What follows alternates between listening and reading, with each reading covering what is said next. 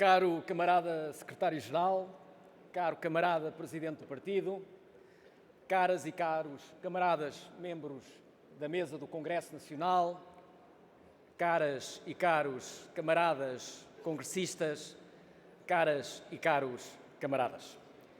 Quero começar por saudar o nosso camarada Pedro Nuno Santos pela sua clara e inequívoca vitória nas eleições internas do Partido Socialista e desejar-lhe os maiores sucessos como secretário-geral e como futuro primeiro-ministro.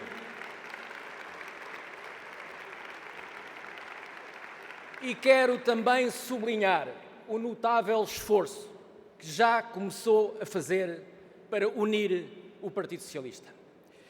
E quero também sublinhar a forma elevada como decorreu a campanha eleitoral interna e saudar o nosso camarada José Luís Carneiro pelo importante contributo que deu para o reforço do pluralismo democrático no Partido Socialista.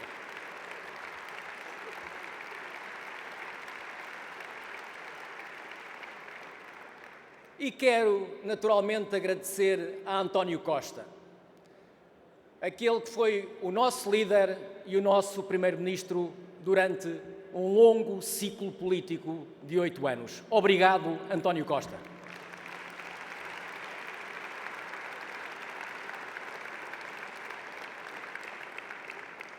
Caras e caros camaradas, o movimento Democracia Plena teve, desde a sua fundação, procurado contribuir para reforçar e aprofundar os mecanismos de participação democrática dos militantes do Partido Socialista em particular e dos cidadãos em geral.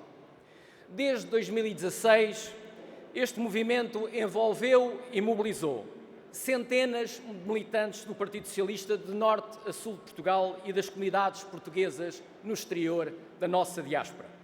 E deu a oportunidade a dezenas de militantes de base de poderem participar nos órgãos nacionais do partido e de assim contribuírem para um debate livre, intenso e plural, aprofundando o pluralismo democrático no seio do nosso partido e dando um importante contributo para a modernização do funcionamento partidário, designadamente através das propostas que apresentou e que viu serem consagradas no processo de reforma estatutária de 2018, prevendo os estatutos do Partido Socialista, desde essa altura, a possibilidade de realização de eleições primárias com método de seleção dos candidatos a titulares de cargos políticos.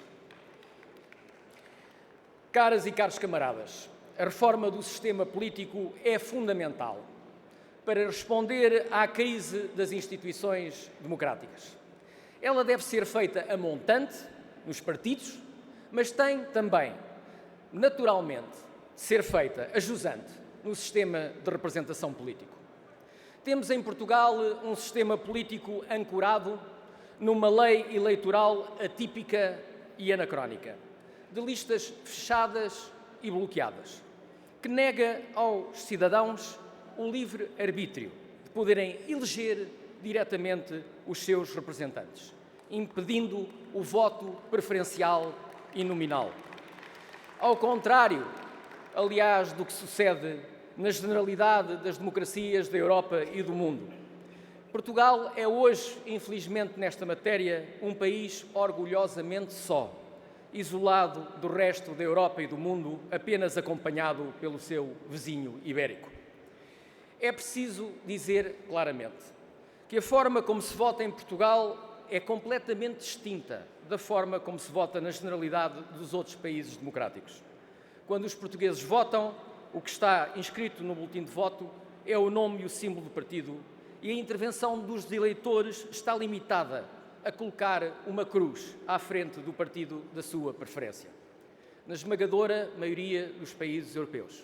Isto é, em 25 dos 27 países da União Europeia, os cidadãos votam em boletins de voto onde constam o nome dos candidatos, dos respectivos partidos e, em alguns casos, até as suas fotografias, e têm a possibilidade de escolher não apenas o partido, mas o candidato ou candidatos dependendo do sistema eleitoral. Tudo isto, camaradas, ainda se torna mais paradoxal quando sabemos que o Partido Socialista foi o autor e principal impulsionador da reforma constitucional de 1997, que permitiu a introdução do voto nominal, e que a reforma do sistema eleitoral está inscrita em todos os programas eleitorais do Partido Socialista durante mais de 2 décadas. Por isso, lanço ao nosso secretário-geral, camarada Pedro Nuno Santos, o apelo para que pense na possibilidade de voltar a introduzir no programa eleitoral do Partido Socialista a questão da reforma do sistema político e, em particular, da reforma da lei eleitoral. Caros e caros camaradas, estou seguro que a moção de estratégia de orientação política democracia plena, de que tenho a honra de ser o primeiro subscritor, representa um importante contributo para a qualificação do nosso sistema democrático e para o reforço das propostas políticas do nosso partido, propondo um novo modelo de governança democrático e também uma nova ambição estratégica para o país, que estou certo, a ser implementada, contribuiria para elevar Portugal. Por isso, defendemos uma resposta sistémica à crise emergencial na habitação, enfrentando de forma firme aquela que é provavelmente a maior injustiça social do país, que impede gerações inteiras de realizarem os seus projetos de vida, especialmente os mais jovens.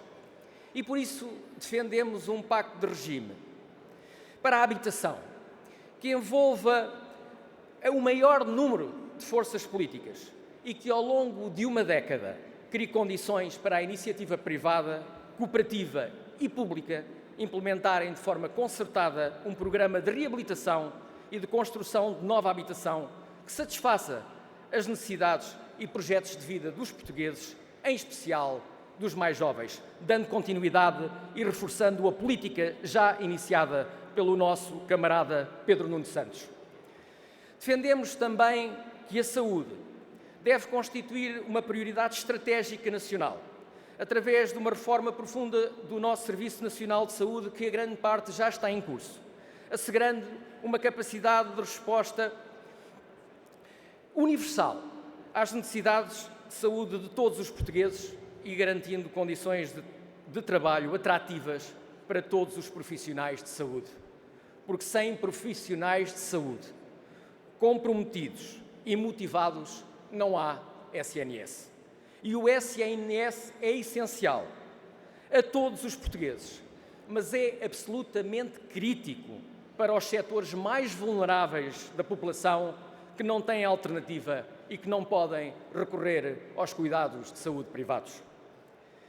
Caras e caros camaradas, o Partido Socialista tem de ser capaz de dar aos portugueses razões para que voltem a confiar a governação do país, demonstrando que tem uma visão tridimensional e grandangular e que será capaz de tomar decisões que se traduzam na criação de valor económico, mas também de valor social e que impactem positivamente nas próximas gerações, alavancadas na execução do maior pacote financeiro de sempre, o PRR e o Portugal 2030. O PS deve ter também a humildade perante os portugueses de assumir que nem sempre tudo correu bem e que houve acidentes de percurso, uns motivados por razões externas e outros por razões internas, uns por razões alheias à sua vontade e outros por responsabilidade própria. Esta clareza perante os eleitores é fundamental para demonstrar que o PS não se exime de assumir os seus erros e, reconhecendo-os, assume que com eles aprendeu e que essa aprendizagem lhe servirá para o futuro.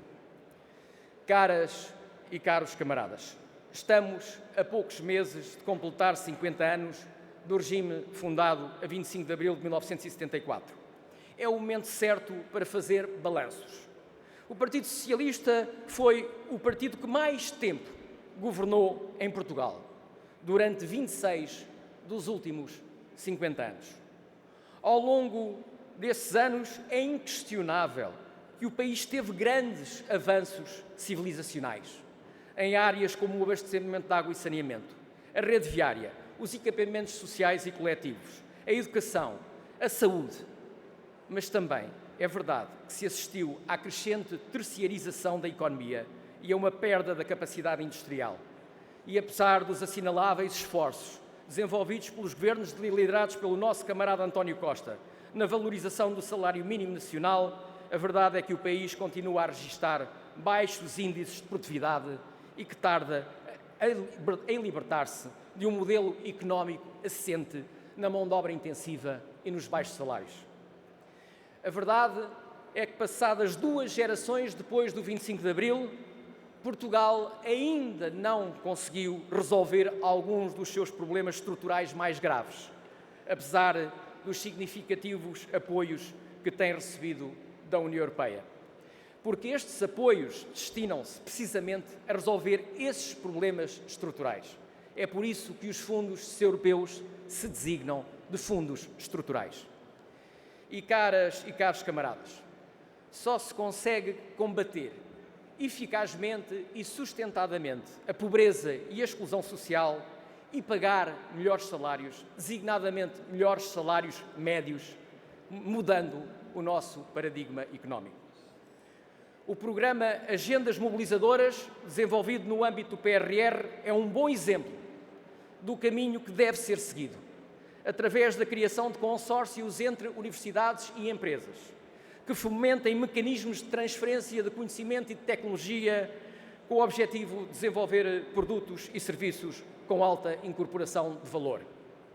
Mas este programa precisa de estar integrado numa agenda estratégica mais ampla, de longo prazo, reformista, ambiciosa e multidimensional, que inclua as políticas de emprego, de educação, de apoio às empresas, de inovação e de regulação do mercado de trabalho. Só com este mix de medidas será possível o país mudar o paradigma de desenvolvimento e passar a ter uma economia assente em conhecimento intensivo e em alto valor acrescentado. Esta, camaradas, é a única forma dos jovens mais qualificados não estarem permanentemente a sair para fora de Portugal. O país está a investir milhões de euros na formação de ativos estratégicos que depois deixamos fugir, a troco de nada. E quem ganha com isso são países que investiram zero na formação desses ativos e que vão beneficiar do seu know-how e da sua expertise para alcançarem níveis mais elevados de crescimento económico e de desenvolvimento social. A única forma do país mudar o seu paradigma de desenvolvimento é investir cada euro dos fundos europeus que vai receber até 2030 na implementação de políticas que fomentem o crescimento de setores avançados. Esse é o grande desafio estratégico que o Partido Socialista tem pela frente.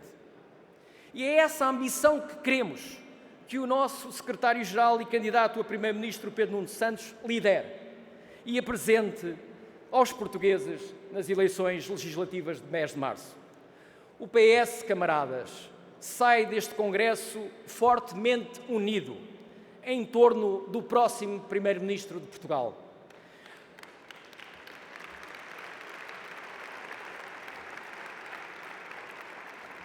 Porque com o Pedro Nuno Santos nós vamos ganhar as próximas eleições e derrotar a direita. Porque para construirmos uma democracia plena e um Portugal inteiro, é preciso derrotar a direita populista, xenófoba e extremista, mas também derrotar a direita neoliberal de fachada social-democrata.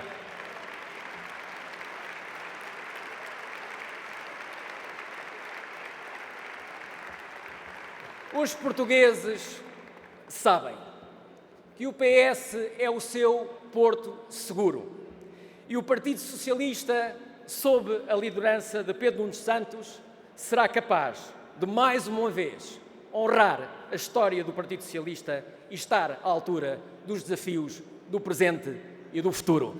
Viva o Partido Socialista! Viva Portugal!